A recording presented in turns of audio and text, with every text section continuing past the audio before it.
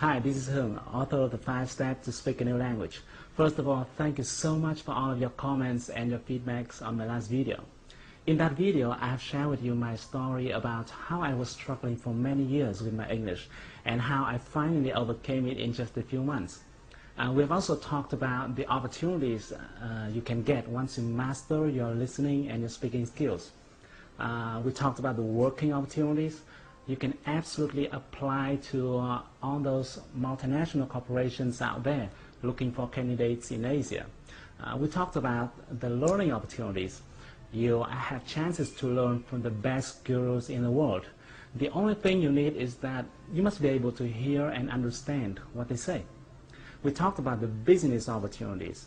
The business world is now flat, and you are free to join the global market, to search for a customer, your suppliers, your partners around the world.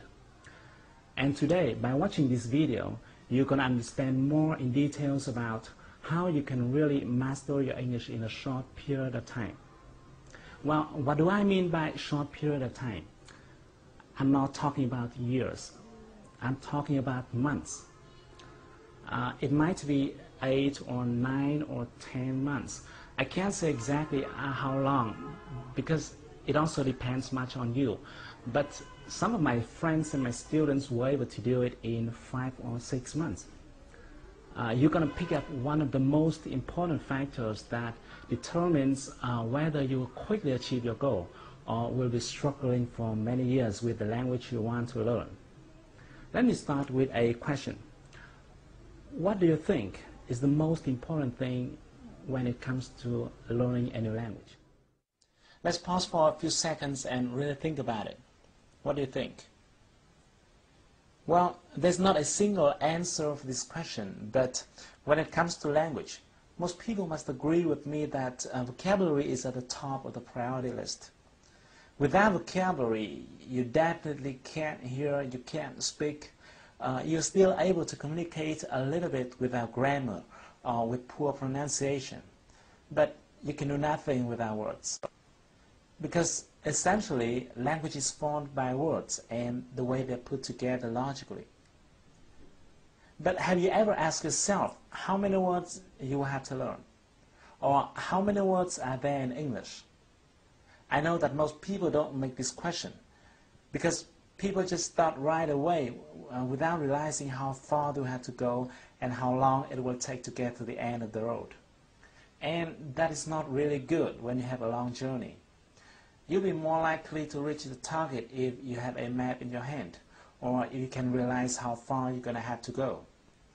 Now let me tell you, if you take a look at a dictionary, you'll find that an average one may contain 100,000 words. A bigger one may have 200,000 or 300,000 different words.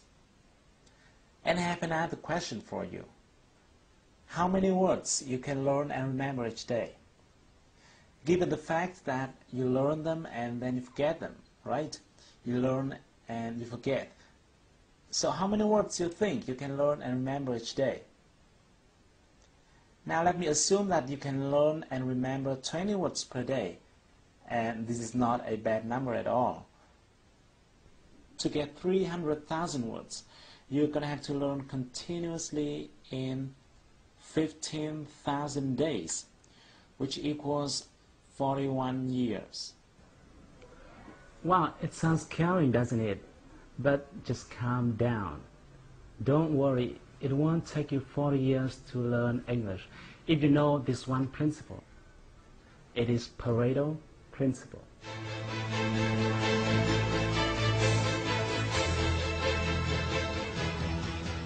Even though you could have heard about it before, but let me give you a very quick review. Things in our world are arranged by an interesting rule, which is called the 80-20 rule. This was found by an Italian economist named Vilfredo Pareto. That's why it is also called the Pareto Principle. In the beginning, he observed that 80% of the lands are owned by 20% of the population. And then he found that this number is true in many other fields as well. For example, 20% of the workers may produce 80% of the result. or 20% of the customers may bring in 80% of the revenue, or 20% of the features normally cause 80% of the usage, and so on. In fact, the rate 80 per 20 is rather a symbol than an exact number. In many cases, it could be 90 per 10 or 95 per 5. The reason why this principle became famous is because, thanks to it, people could decide where to put their efforts into, like their time, their money, their resources, in order to get the most results. And the great thing is that this principle is also true in learning a new language.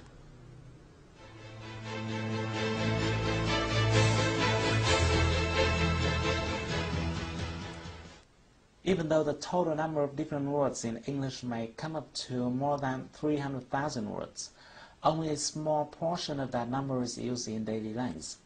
As early as the 1930s, George Zip has found what people now call Zipf's law. He researched various languages, including English, and he found that each word has a different frequency of occurrence. In English, for example, the word the tops the frequency ranking with 7.5%, the word of following with 3.5%, and so on. Amazingly, just 130 words make up 50% of occurrences.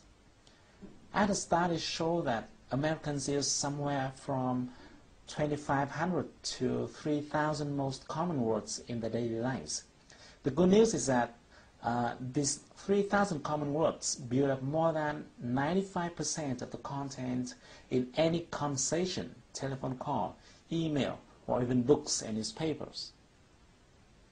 In other words, instead of learning more than 300,000 different words, you can focus on 3,000 most common words but still understand 95% of all conversations, emails, newspapers, and books. These most common words belong to what we call the core vocabulary. Some linguists believe that the core vocabulary should contain 4,000 instead of 3,000 words. Others think it should be 2,000. But to me personally, I think the exact number is not very important, because the bottom line here is that you will be able to master your new language by focusing on this core vocabulary. When I share this finding to my friends and my students, some of them ask me, what happens if I still want to learn every word because I want to understand 100% of the content? Well, if you have the same question, let me tell you the following 3 points. Firstly, I'm not telling you to stop learning after getting those 3,000 words, because once you're mastering your core vocabulary and understanding most of the language, no one stops you from discovering further to enrich your vocabulary, right? The point here is, which side do you want to focus on first? Do you want to spend years focusing on 297,000 uncommon words to understand 5% of the language? Or do you want to spend a few months focusing on the 3,000 most common words to get 95% of the language? And secondly, another reason for you to focus on the core vocabulary is that in order to remember and be able to use a specific word, you will have to be exposed to that word at least several times. Many linguists believe that a person will need to get exposed to a certain word from 5 to 10 times to master it. And that's why it's not a good idea to spread your efforts unfocusedly. And finally, let me tell you, 95% is fine. It's fine. Think about it. Getting 95% of a content is similar to getting 19 words of every 20 words. Let me give you an illustration. If you pick up a page from a newspaper or a book written in your mother tongue, like this one. This is a page I copied from VN Express, and then I tried covering one word every 20 words. Every 20 words, I covered one word. Let's try reading through it. Try it. Can you almost get the whole meaning? It is okay, right? That's why I said 95% is already fine. And if you notice, even when you're speaking in Vietnamese with someone living in another location, you may not understand everything if that person is using local glossaries. And what would you do if you don't understand one word or another? You would simply ask, what? Or what do you mean by, or things like that. It happens all the time in communication, even in your mother tongue. And in the last minute of this video, let me tell you my little secret. Actually, I don't know many words. I can't tell you exactly how many English words I know, but I'm quite sure that I don't know more than 300,000 words. But I can speak English quite freely, as you see I'm doing right now. I have no problem talking to my partners, negotiating deals over the phone or face-to-face. I have no problem reading documents, newspapers, books. I can watch movies without sticking my eyes into the subtitles. And you can do the same. Now that you've got one of the most important secrets that determines whether or not you will quickly achieve your goal in learning a new language. But we haven't talked about how you can actually get them. Which words are they? In the next video, I'm going to share with you a technique that will help you to quickly acquire all those important words.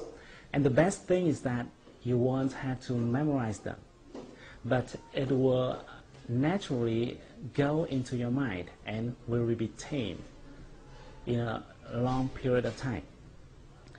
So, thank you for watching my video. If you like it, share it with your friends and your beloveds. If you're using Facebook, just simply click the like button to share it with your friends. If you have any question, or even if you don't agree with what I'm telling you so far, feel free to give me your comments and your feedbacks. I'd love to hear them. So stay tuned with your inbox. I'm going to send you the next video soon. But until then, take action. Do something. Do something right now to improve your English. Because if you want to shine tomorrow, you got to sparkle today.